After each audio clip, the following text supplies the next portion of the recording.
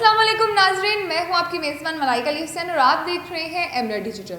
नाजरीन, अफगानिस्तान पाकिस्तान का पड़ोसी मुल्क, हमने दिल बड़े किए और लाखों अफगानियों को पाकिस्तान में पनाह दी, कारोबार दिया और हज़ारों अफगानी तलबा पाकिस्तान में अब भी ज़ेरे तालीम है। लेकिन इन्होंने क्या किया? हम पिछले चंद दिनों में पाकिस्तान और अफगानिस्तान के दरमियान होने वाली शदीद झड़पों के तफसील को खोल कर समझेंगे।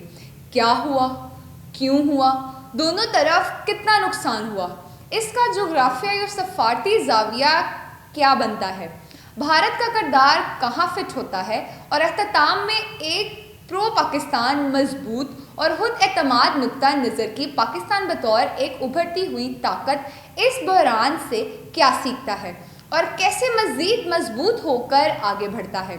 सबसे पहले हक़ाइक़ वाज़िया कर लें। हफ्ता और इतवार के दरमियानी शब 11 और 12 अक्टूबर 2025 सरहद के मुख्तलिफ सेक्टर्स खसूसन खैबर, कुर्म और चित्राल के करीब में भारी फायरिंग हुई और गोलाबारी का तबादला हुआ। दोनों जानिब से ऐलानात आए, मगर ज़मीनी हक़ाइक़ ये हैं कि पाकिस्तान ने दुश्मन के ठिकानों को मुअस्सर और निशानाबाज कार्रवाइयों के ज़रिए से तबाह किया। पाकिस्तान की तरफ से 23 फौजों की शहादत की तस्दीक हुई, जबकि जवाबी कार्रवाई में तालिबान और इनसे मुंसलिक ग्रुपों के 200 से ज़ायद जंगजू हलाक किए गए। अफगान जानिब से किए गए 58 पाकिस्तानी फ़ौजी हलाक हुए। जैसे दावे ज़मीनी हक़ाइक़ से मुतज़ादिम हैं और इनकी आज़ाद ज़राए से कोई तस्दीक नहीं हुई। ये सारा वाक़या इस वक्त शुरू हुआ 9 अक्टूबर को काबुल और मशरक़ी अफ़गान सूबों में इन ठिकानों को निशाना बनाया जिनसे TTP दहशतगर्द ग्रोह पाकिस्तान के अंदर हमलों की मनसूबाबंदी कर रहा था। तालिबान इंतज़ामिया ने इस खुद मुख्तारी की खिलाफ वर्जी कहा, हालांकि हकीकत ये है कि अफ़गानिस्तान अपनी सरजमीन से पाकिस्तान के खिलाफ सरगर्म दहशतगर्दों को रोकने में मुकम्मल नाकाम रहा। पाकिस्तान ने सिर्फ अपने शहरियों के तहफ़्फ़ुज़ के लिए कार्रवाई की और ये किसी पर हमला नहीं बल्कि कौमी दिफा का तकाजा था।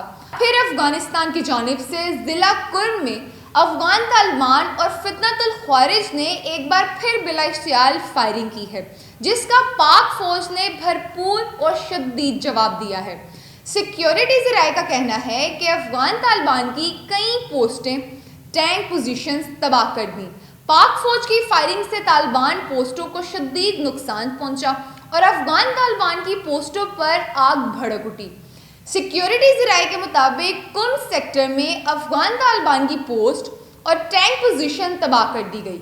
अफ़गान तालिबान अपने मुअत्तद लाशें पोस्ट पर छोड़कर फरार हो गए। 1 घंटे के दौरान अफ़गान तालिबान की चौथी टैंक पोजीशन शमशाद पोस्ट तबाह कर दी गई। पाक फ़ौज की अहम कार्रवाई में फितनतुल ख्वारिज के अहम कमांडर्स की हलाकत के इतलात भी हैं। सिक्योरिटी ज़राए के मुताबिक हवस्त में 5वां टैंक पोजीशन नारक्सर पोस्ट में भी टैंकों को तबाह कर दिया गया, जहां तालिबान और फितनतुल ख्वारिज के मुअत्तद कारिंदे हलाक भी हुए हैं। जबकि तुर्कमान ज़ई टॉप पर 6ठा टैंक बीमा अमला तबाह कर दिया गया। पाक फ़ौज ने पोलसेन पोस्ट के मद्दे मुकाबिल हाजी मुल्क नईम के ट्रेनिंग कैंप को भी निशाना बनाया, जिसके नतीजे में फितनतुल ख्वारिज का ट्रेनिंग कैंप मुकम्मल तबाह हो गया। पाकिस्तानी फोर्सेस की भरपूर जवाबी कार्रवाई के बाद तालिबान ने अपनी एक पोस्ट पर सफ़ेद झंडा लहरा दिया। सफ़ेद झंडा लहराने के बाद तालिबान के करिंदे पोस्ट छोड़कर फरार भी हो गए। इस तसादुम के पीछे 3 बड़ी वजूहात हैं। पहली ये कि पाकिस्तान बरसों से कह रहा है कि अफ़गान सरजमीन से TTP के हमले हो रहे हैं, मगर तालिबान हुकूमत के पास या तो इरादा नहीं है या कंट्रोल नहीं कि वो इन्हें रोके। दूसरी, जिसे अफ़गानिस्तान ने तारीखी हटदर्मी के बायस तस्लीम नहीं किया, पाकिस्तान ने अपनी सलामती के लिए बाड़ लगाई, मगर अफ़गान फोर्सेस इस पर बार बार इश्तियाल अंगेज़ी करती रही है।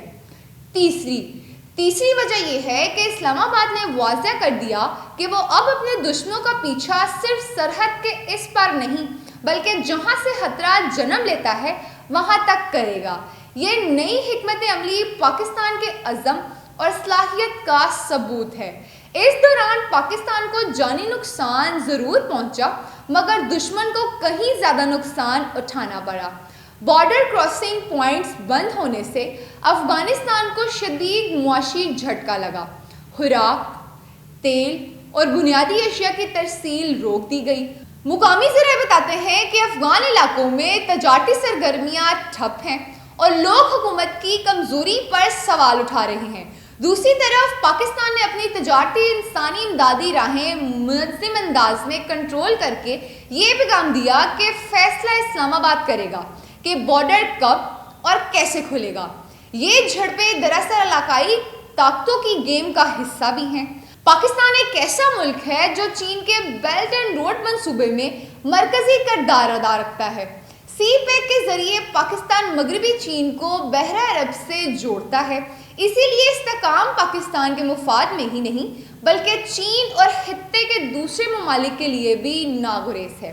پاکستان جانتا ہے کہ سرحد پر امن رہے تاکہ سرمایہ کار اور ترقی کے دروازے کھلے رہیں، مگر امن کی شرط یہ نہیں کہ دشمن دہشت گردوں کو پناہ دے اور ہم خاموش رہیں۔ اب بات کرتے ہیں بھارت کے کردار کی۔ طالبان کے وزیر خارجہ امیر خان متقی کا بھارت میں دورہ، نئی دہلی میں افغان سفارتکاری کی بحالی اور تجارتی رابطوں کی خبروں نے سب کچھ واضح کر دیا ہے۔ بھارت جو ہمیشہ پاکستان کو غیر مستحکم دیکھنا چاہتا ہے، اب افغانستان میں بھی اپنے قدم مضبوط کر رہا ہے تاکہ پاکستان کے شمال مغربی سرد حصے میں بھی دباؤ بڑھایا جا سکے۔ اسلام آباد کا موقف بالکل واضح ہے۔ بھارت افغانستان کے ذریعے پاکستان کے خلاف پروپیگنڈا اور جاسوسی نیٹ ورک بڑھا رہا ہے۔ پاکستان اس کے لیے نہ صرف تیار ہے بلکہ پہلے سے زیادہ چوکنا بھی۔